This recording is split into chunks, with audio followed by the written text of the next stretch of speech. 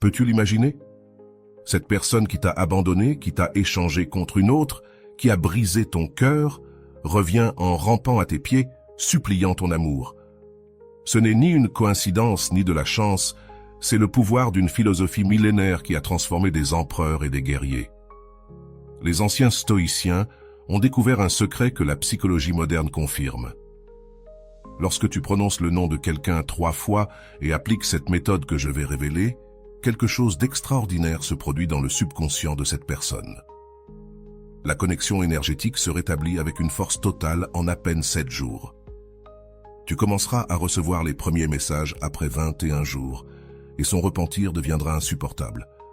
Cette technique est prouvée, mais attention, lorsque cette personne reviendra, peut-être que tu ne la voudrais plus. Le pouvoir du stoïcisme ne se contentera pas de les ramener, il te transformera en quelqu'un de supérieur, d'irrésistible, d'inaccessible. Prépare-toi à découvrir la méthode qui permet à des milliers de personnes de retrouver leur pouvoir dans les relations, le pouvoir intérieur, le véritable pouvoir. Il ne réside pas dans le contrôle des autres, mais dans la maîtrise de soi.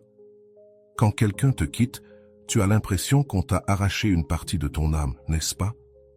Ce vide dans la poitrine, ce nœud dans la gorge qui t'empêche de respirer, les nuits deviennent interminables.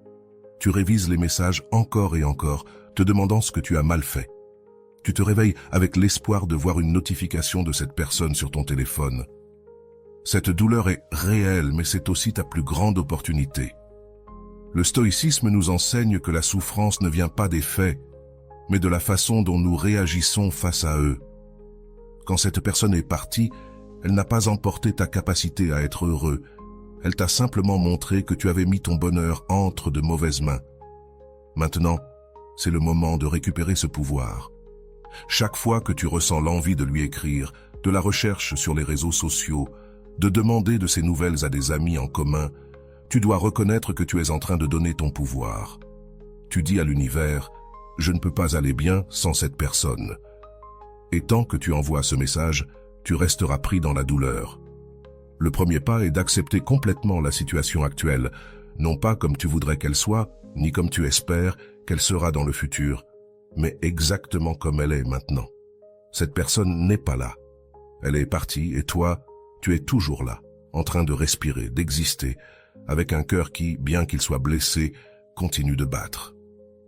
Salut à tous ceux qui nous regardent depuis différentes parties du monde, à tous nos amis de la France, du Canada, de la Belgique, de la Côte d'Ivoire, du Cameroun, des États-Unis, du Maroc, de l'Île-de-France, d'Algérie, d'Haïti, du Togo et bien sûr au reste de nos frères et sœurs. Bienvenue sur Vision Stoïcienne. C'est toujours un plaisir de me connecter avec vous, en partageant des idées profondes issues du vaste monde.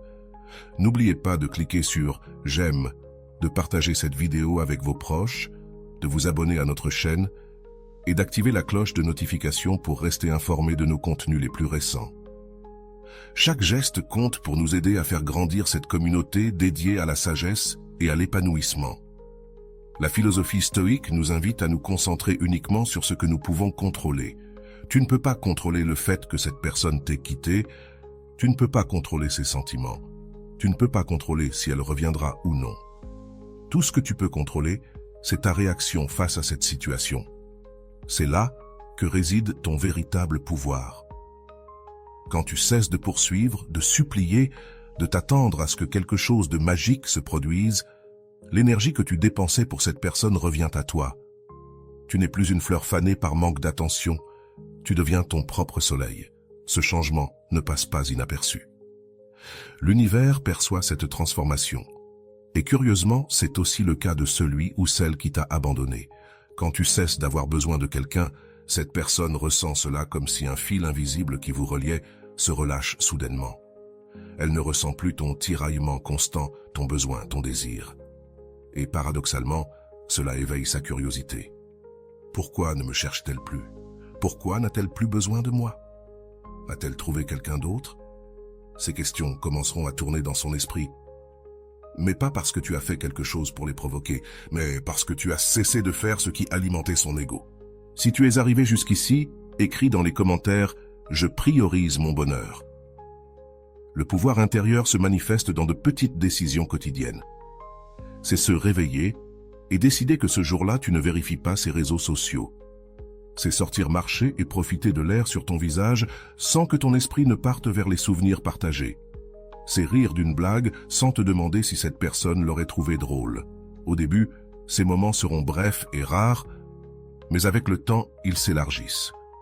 Une minute deviendra une heure deviendra un jour deviendra une semaine. Ce n'est pas que la douleur disparaisse complètement, c'est que tu apprends à ne pas t'identifier à elle. Le stoïcisme nous enseigne à distinguer la douleur de la souffrance. La douleur est inévitable quand nous perdons quelque chose que nous apprécions. La souffrance, elle, est optionnelle et naît de notre résistance à accepter ce qui est. Quand tu cesses de lutter contre la réalité, la souffrance commence à se dissoudre. Ce processus de récupération du pouvoir intérieur n'est pas linéaire. Il y aura des jours où tu auras l'impression de reculer, où la tentation d'écrire sera presque irrésistible. Dans ces moments-là, respire profondément et rappelle-toi que chaque fois que tu résistes à cette impulsion, ton pouvoir intérieur grandit. L'esprit humain fonctionne de manière mystérieuse. Quand tu commences à t'apprécier toi-même, quand tu commences à te traiter avec l'amour et le respect que tu mérites, tu émets une vibration différente. Cette vibration attire non seulement de nouvelles opportunités et de nouvelles personnes dans ta vie, mais elle agit aussi comme un aimant pour ceux qui t'ont sous-estimé. Ce n'est pas de la magie ni de la superstition, c'est de la psychologie de base. Les gens apprécient ce qu'ils perçoivent comme rare ou inaccessible. Quand tu étais entièrement accessible, quand tu étais prêt à tout donner sans rien attendre en retour, inconsciemment, tu t'es dévalorisé aux yeux de cette personne. Maintenant, en retrouvant ton pouvoir, tu deviens quelqu'un de précieux, quelqu'un qu'il faut reconquérir. Mais voici la partie la plus importante. Tu ne fais pas cela pour qu'elle revienne. Tu le fais pour revenir à toi-même, à ton essence, à ton centre de pouvoir. Si cette personne revient, ce sera une conséquence, pas un objectif. Le véritable pouvoir intérieur se manifeste quand tu peux regarder dans les yeux celui qui t'a fait du mal et ne ressentir ni haine ni désir, juste une tranquille indifférence. Quand tu peux lui souhaiter sincèrement le meilleur, non pas depuis un lieu de sacrifice ou de martyre, mais depuis un véritable détachement émotionnel. C'est l'état que les stoïciens appelaient ataraxie, une paix mentale profonde qui ne dépend pas des circonstances extérieures. C'est un état où ton bonheur ne dépend plus des actions ou des sentiments d'une autre personne. Imaginez, un instant, à quoi cela ressemblerait de vivre ainsi.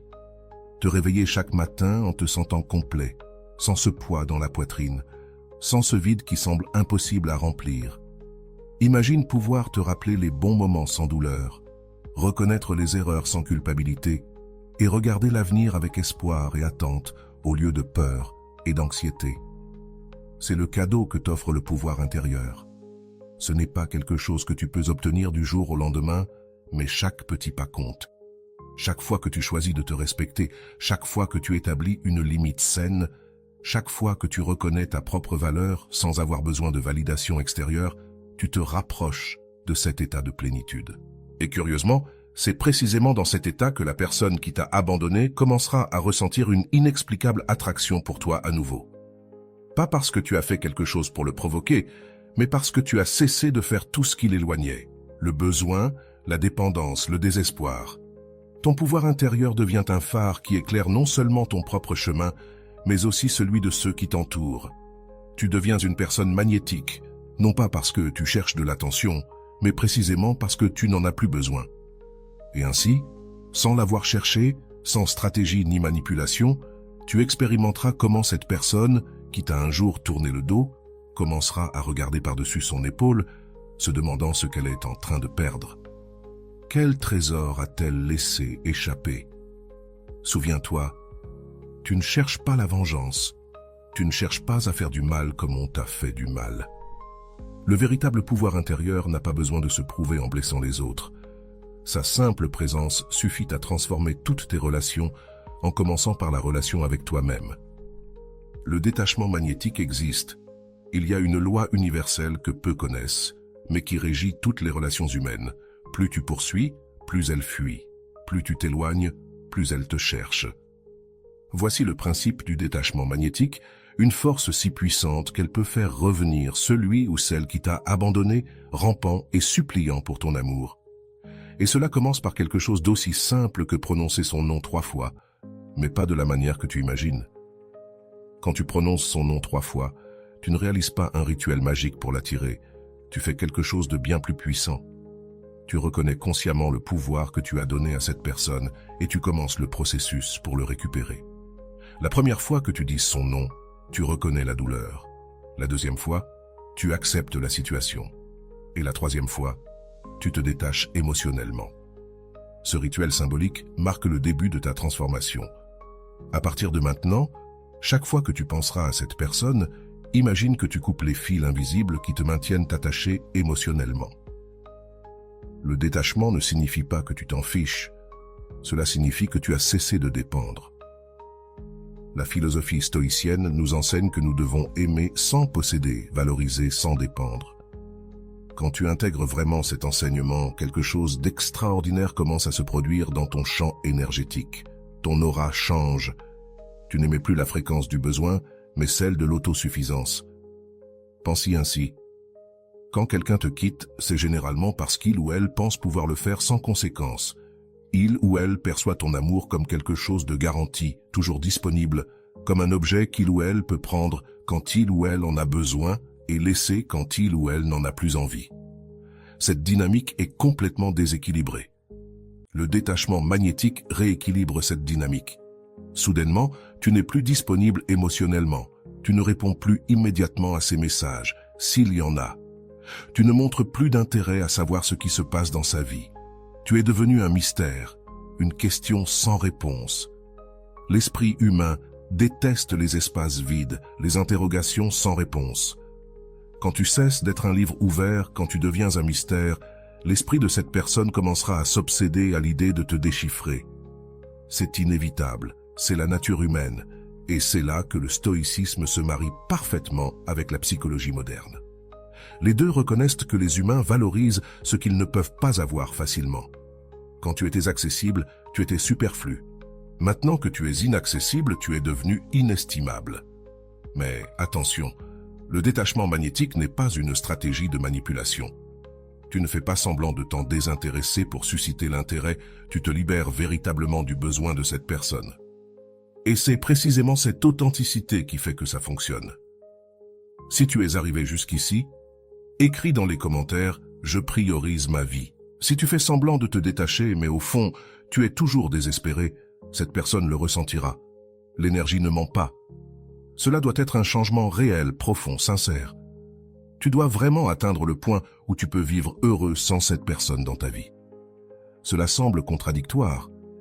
Pourquoi voudrions-nous que quelqu'un revienne si nous sommes déjà heureux sans lui ou elle? Voici le plus beau paradoxe du stoïcisme appliqué aux relations. Lorsque tu n'as réellement pas besoin que quelqu'un revienne, c'est là que tu es dans la meilleure position pour décider si tu veux qu'il ou elle revienne. Le détachement magnétique te donne le pouvoir de choisir, non pas depuis la carence, mais depuis l'abondance, non pas depuis la peur, mais depuis l'amour-propre, non pas depuis le désespoir, mais depuis la paix intérieure. Imagine qu'un jour cette personne qui t'a abandonné t'envoie un message. Avant, ton cœur aurait sauté de joie, tu aurais répondu en quelques secondes, tu aurais été prêt à oublier toute la douleur causée juste pour avoir une autre chance. Mais maintenant, avec ton nouveau pouvoir de détachement magnétique, tu peux lire ce message sans que ton monde vacille. Tu peux prendre ton temps pour répondre, ou même choisir de ne pas répondre. Tu peux évaluer si tu veux vraiment cette personne dans ta vie, ou si c'était simplement la peur de la solitude qui te la faisait désirer autant. Ce nouveau positionnement émotionnel change complètement la dynamique. Et quand tu réponds, si tu choisis de le faire, tu le fais depuis un lieu de respect de soi et de clarté. Tu ne supplies pas une opportunité, tu considères si tu leur en donneras une. Ce changement de perspective est tellement puissant que l'autre personne le perçoit immédiatement. Soudainement, c'est toi qui as le contrôle, pas un contrôle manipulateur ou abusif, mais un contrôle sain de quelqu'un qui se connaît lui-même et sait ce qu'il mérite. Et paradoxalement, ce genre de contrôle est irrésistiblement attractif. Le détachement magnétique fonctionne parce qu'il transforme la dynamique fondamentale de la relation. Avant, l'équation était la suivante. Toi, tu avais plus besoin, eux moins. Maintenant, l'équation est inversée. Eux ont plus besoin, toi moins. Et cette nouvelle équation émotionnelle fait que l'autre te valorise comme jamais auparavant. Mais il y a autre chose que tu dois savoir à propos de ce processus. Cela prend du temps. Ça ne se fait pas du jour au lendemain. Pendant des jours, voire des semaines, il semblera que ça ne fonctionne pas, que cette personne reste absente. Elle ne verra pas de signe. C'est à ce moment-là que beaucoup abandonnent, quand le vieux désespoir tente de revenir. Il est crucial que pendant cette période, tu restes concentré sur toi-même, que tu cultives de nouvelles passions, que tu renforces tes amitiés, que tu améliores ta santé physique et mentale. Pas comme une stratégie pour attirer cette personne, mais comme un engagement envers toi-même, car indépendamment du fait que cette personne revienne ou non, tu mérites une vie pleine et satisfaisante. Le détachement magnétique ne se fait pas dans le temps que tu désires, mais dans le temps qui doit être. Dans la philosophie stoïcienne, la patience n'est pas juste une vertu, c'est un outil de transformation. Chaque jour où tu restes véritablement détaché est un jour de plus où ta valeur augmente aux yeux de celui ou celle qui t'a quitté. Et alors, quand tu t'y attends le moins, tu commenceras à remarquer des changements. Peut-être un message occasionnel demandant comment tu vas, peut-être verras-tu que cette personne commence à interagir plus avec tes publications sur les réseaux sociaux, ou peut-être entendras-tu de la part d'amis communs qu'elle a posé des questions à ton sujet. Ce sont les premiers signes que le détachement magnétique fonctionne. La personne qui t'a tourné le dos regarde maintenant dans ta direction, curieuse, peut-être désolée, certainement intriguée. La graine du doute a été plantée dans son esprit. J'ai fait une erreur en la laissant partir, et ce doute grandira jour après jour, nourri non par tes actions envers cette personne, mais par tes actions envers toi-même. Chaque fois que tu choisis toi-même, chaque fois que tu montres que tu peux être heureux sans cette personne, tu ajoutes du bois au feu de son regret. Il viendra un moment où ce doute se transformera en certitude. J'ai fait une erreur. Et c'est alors que tu verras la manifestation physique du détachement magnétique. Cette personne qui t'a abandonné reviendra, peut-être pas littéralement rampante, mais certainement avec une nouvelle attitude de valorisation envers toi. Et voici la preuve définitive du véritable détachement. Quand cette personne reviendra, tu ne ressentiras pas cette explosion désespérée de bonheur que tu aurais ressentie avant. À la place, tu ressentiras une calme évaluation. Tu te demanderas, veux-je vraiment cela dans ma vie? Est-ce que quelque chose a fondamentalement changé? Est-ce que je mérite mieux? Ces questions ne viennent pas du ressentiment, mais d'un véritable amour de soi. Le détachement magnétique ne ramène pas seulement celui ou celle qui t'a abandonné. Il te ramène à toi-même, à ton pouvoir, à ta capacité de choisir consciemment qui mérite d'être dans ta vie et qui ne le mérite pas. Et voici la véritable promesse du détachement magnétique. Non pas que quelqu'un reviendra rampant, bien que cela arrive souvent, mais que tu reviendras à toi-même avec une force et une clarté que tu n'avais jamais expérimentées auparavant. 3 sagesses amoureuses. Le véritable amour n'est pas aveugle comme on le dit souvent. La clairvoyance pure, la sagesse amoureuse, est l'art de voir les relations telles qu'elles sont et non comme nous souhaiterions qu'elles soient.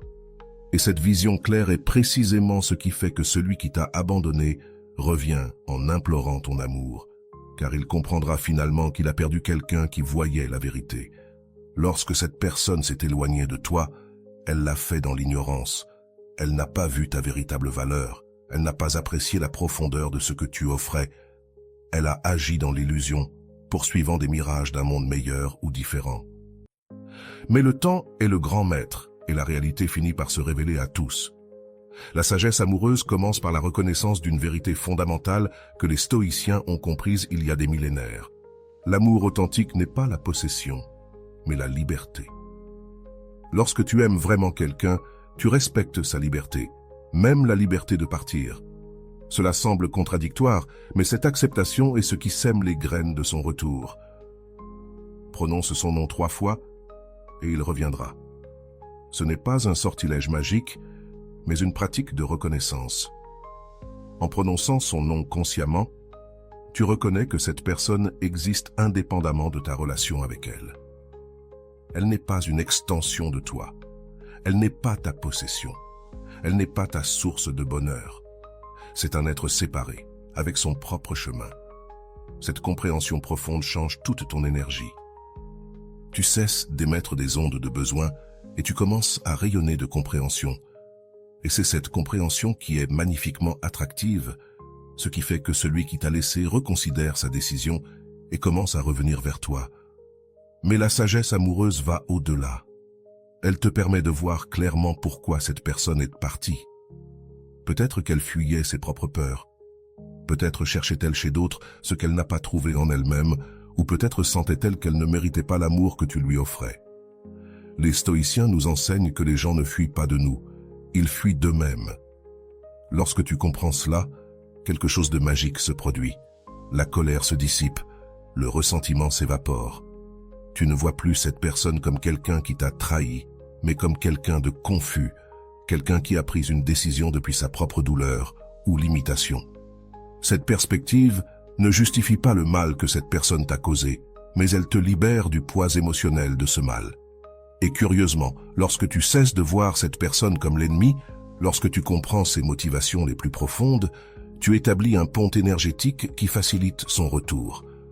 Il n'y a plus cette barrière d'hostilité qui l'empêchait de revenir vers toi. Si tu es arrivé jusqu'ici, écris dans les commentaires « Je priorise ma personne ». La sagesse amoureuse te permet aussi de voir clairement ce qui a échoué dans la relation.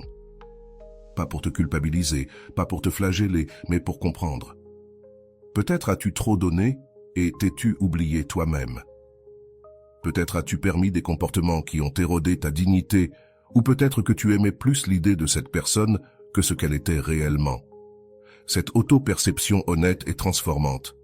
Elle te permet de corriger des schémas nuisibles et d'établir de nouvelles normes pour tes relations futures, que ce soit avec cette personne si elle revient, ou avec quelqu'un de nouveau. Et ce travail intérieur ne passe pas inaperçu pour celui qui t'a laissé. Depuis la distance, cette personne commencera à remarquer les changements en toi. Elle verra comment tu as grandi, comment tu t'es guéri, comment tu es devenu quelqu'un de plus sage et équilibré. Cette évolution éveillera en elle une curiosité irrésistible. Comment a-t-elle pu se transformer ainsi? Qu'ai-je perdu en m'éloignant? La sagesse amoureuse te permet aussi de discerner entre l'amour véritable et la dépendance émotionnelle. Souvent, nous confondons les deux, croyant que cette sensation de besoin désespéré est de l'amour, alors qu'en réalité, c'est une addiction émotionnelle. Le véritable amour te rend plus libre, plus fort, plus toi-même. La dépendance te rend plus petit, plus incertain, moins authentique. En faisant cette distinction, tu commences à émaner une énergie différente. Tu ne cherches plus chez les autres ce qui te manque, tu partages depuis ta plénitude. Et c'est précisément cela qui attire celui qui t'a rejeté. Paradoxalement, lorsque tu n'as plus besoin que cette personne revienne pour te sentir complet, c'est à ce moment-là qu'il y a le plus de chances qu'elle revienne. Les stoïciens enseignaient que la vraie sagesse ne consiste pas à contrôler le monde extérieur, mais à gouverner notre monde intérieur. Lorsque tu appliques cette philosophie à tes relations amoureuses, tu cesses de tenter de contrôler les sentiments ou les actions de l'autre personne et tu te concentres sur la gestion de tes propres émotions et réactions. Ce changement de focus te libère de l'anxiété constante, de la préoccupation de ce qu'il ou elle fait, pense ou ressent. Tu récupères le contrôle de ta vie émotionnelle, et cette liberté intérieure est extraordinairement attractive pour celui qui te voyait avant comme quelqu'un de dépendant ou de besoin. La sagesse amoureuse implique aussi d'apprendre à distinguer l'amour de l'attachement. L'amour dit « Je veux ce qu'il y a de mieux pour toi, même si cela ne m'inclut pas ». L'attachement dit « J'ai besoin de toi pour me sentir bien, complet, en sécurité ». Lorsque tu apprends à aimer sans attachement, tu crées un espace de liberté où les relations peuvent fleurir naturellement, sans pression ni attentes étouffantes. Et c'est précisément cet espace de liberté qui permet à celui qui est parti de ressentir le désir de revenir. Il ne perçoit plus ton amour comme une prison ou un fardeau d'attente, mais comme un jardin ouvert dans lequel il peut entrer librement sans se sentir piégé. Mais peut-être que l'aspect le plus puissant de la sagesse amoureuse est qu'elle te permet de voir l'avenir avec clarté, non pas par des pouvoirs psychiques, mais grâce à une compréhension profonde des schémas humains. Lorsque quelqu'un s'en va en cherchant quelque chose de mieux, il découvre invariablement que ce qu'il cherchait n'existe pas. L'herbe n'est pas plus verte de l'autre côté, elle semble simplement l'être à distance. La réalité finit par s'imposer. Les nouvelles relations présentent leurs propres défis. Les problèmes non résolus réapparaissent avec de nouvelles personnes, et alors cette personne commence à se souvenir de ce qu'elle avait avec toi, non avec une nostalgie idéalisée, mais avec une nouvelle appréciation de ce que tu offrais réellement. Et c'est à ce moment-là que le regret fleurit. Ce n'est pas un regret superficiel basé sur la solitude ou la commodité, mais une compréhension profonde de ce qu'ils ont perdu. Ce regret authentique est ce qui pousse cette personne à revenir, non pas comme un conquérant confiant, mais comme quelqu'un d'humain qui reconnaît son erreur. La sagesse amoureuse te permet aussi de discerner si ce retour est motivé par de véritables raisons ou par un besoin temporaire. Elle te donne la clarté nécessaire pour distinguer entre quelqu'un qui a réellement changé et quelqu'un qui cherche simplement le confort du familier.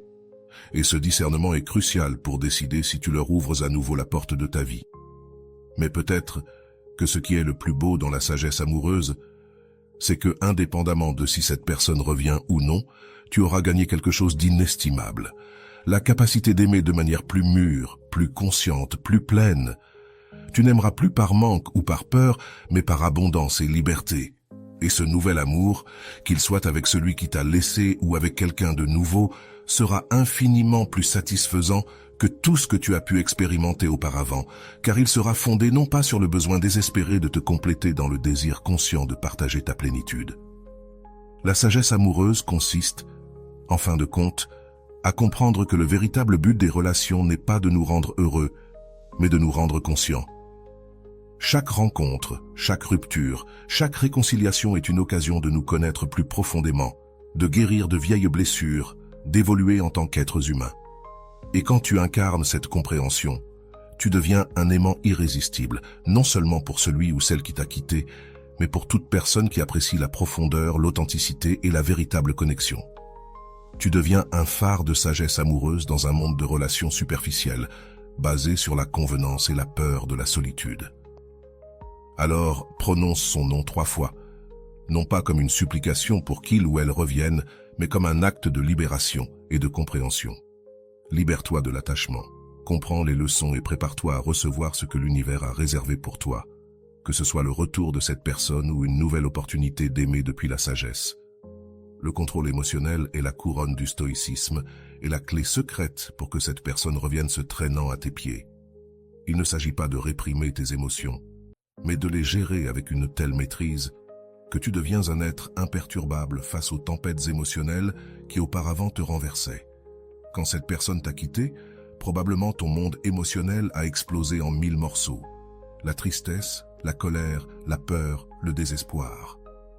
Toutes ces émotions ont pris le contrôle de ton esprit et de ton corps. Peut-être as-tu pleuré pendant des jours, supplié une autre chance, envoyé des messages à des heures tardives qui te font maintenant honte. Cette déstabilisation émotionnelle ne t'a pas seulement fait souffrir, mais a confirmé dans l'esprit de celui ou celle qui t'a quitté qu'il ou elle avait pris la bonne décision. Les stoïciens avaient un concept fondamental, les impressions. Ce sont les réactions automatiques et instantanées que nous éprouvons face aux événements. Lorsque tu apprends que ta relation est terminée, l'impression initiale est dévastatrice, mais les stoïciens nous enseignent qu'entre l'impression et notre réponse, il existe un espace. Et dans cet espace réside notre pouvoir de choisir. Le contrôle émotionnel commence par élargir cet espace, par créer une pause entre le stimulus et la réponse. Lorsque tu réussis cette pause, tu n'es plus esclave de tes réactions automatiques. Tu peux ressentir la douleur sans devenir la douleur. Tu peux éprouver la tristesse sans que la tristesse te définisse. Prononcer son nom 3 fois fait partie de ce processus. C'est un exercice de désensibilisation. La première fois, le nom provoque une avalanche d'émotions. La deuxième fois, l'intensité diminue. La troisième fois, tu commences à ressentir une certaine distance émotionnelle. Ce n'est pas que tu ne ressens plus rien, c'est que maintenant, toi, tu contrôles les émotions, plutôt que ce soit elles qui te contrôlent. Ce contrôle émotionnel a un effet immédiat sur ton comportement. Tu n'agis plus par désespoir, tu n'envoies plus de messages impulsifs, tu ne prends plus de décisions qui compromettent ta dignité. Cette nouvelle stabilité émotionnelle se reflète dans chaque aspect de ta vie. Ton travail, tes conversations, tes publications sur les réseaux sociaux. Et voici ce qui est fascinant. Celui ou celle qui t'a quitté percevra ce changement, même à distance. Là où il ou elle voyait quelqu'un consumé par les émotions, il ou elle voit maintenant quelqu'un de serein, équilibré, intrigant, imperturbable. Cette transformation éveille sa curiosité. Comment a-t-il ou elle pu surmonter cela si rapidement? M'a-t-il ou elle vraiment oublié?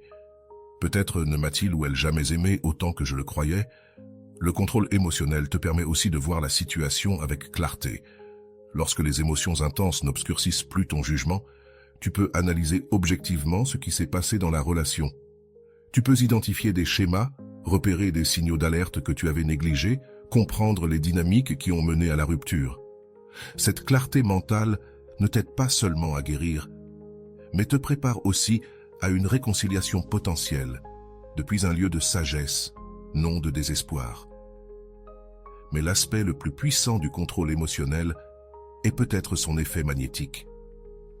Les êtres humains sont naturellement attirés par ceux qui démontrent une stabilité émotionnelle. C'est une qualité rare et précieuse dans un monde où la majorité réagit impulsivement à chaque stimulus.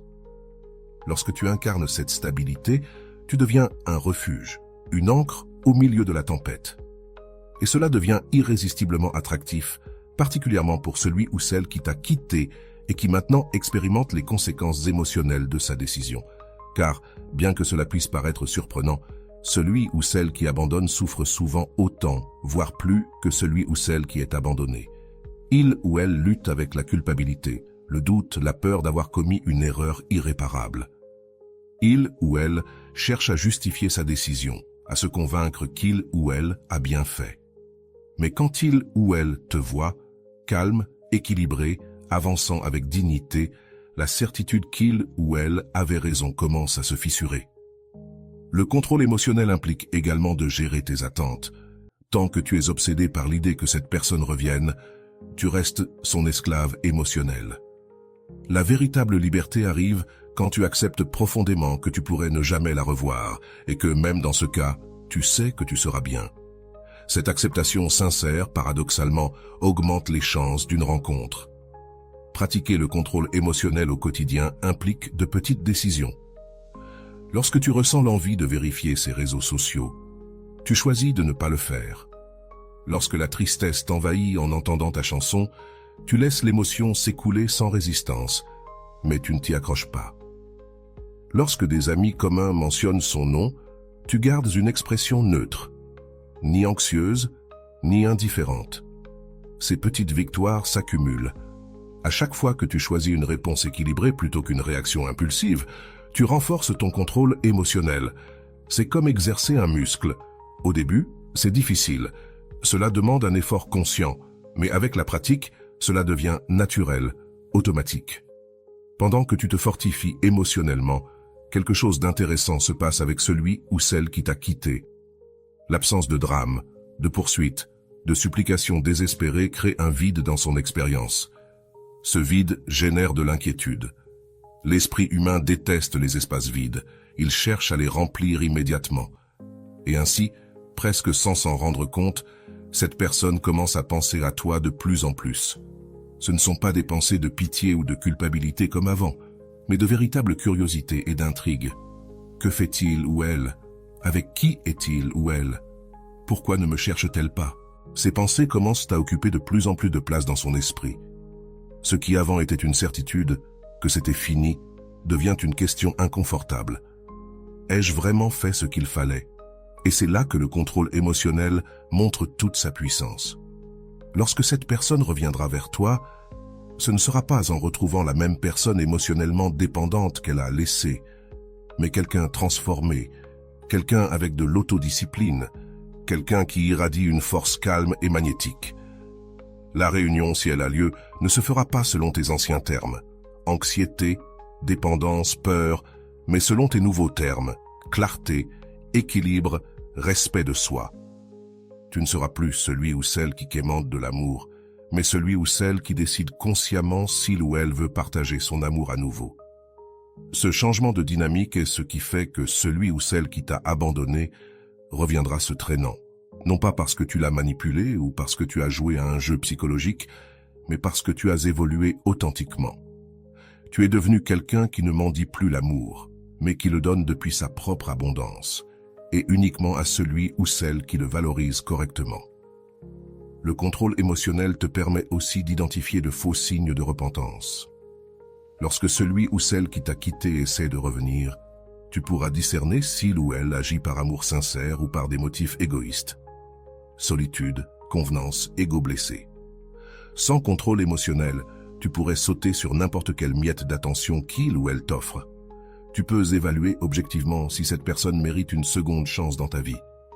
Les stoïciens nous enseignent que les émotions sont comme des chevaux sauvages, puissants et intenses, capables de nous emmener loin, mais potentiellement destructeurs si nous ne les domptons pas. Le contrôle émotionnel consiste à apprendre à monter ces chevaux, à les diriger dans la direction que nous choisissons, au lieu d'être traînés par eux sans direction ni but. Lorsque tu maîtrises cet art, tu ne transformes pas seulement ta vie amoureuse, mais ta vie entière. Tu te libères du chantage émotionnel, des montagnes russes de hauts et de bas qui définissaient autrefois tes journées.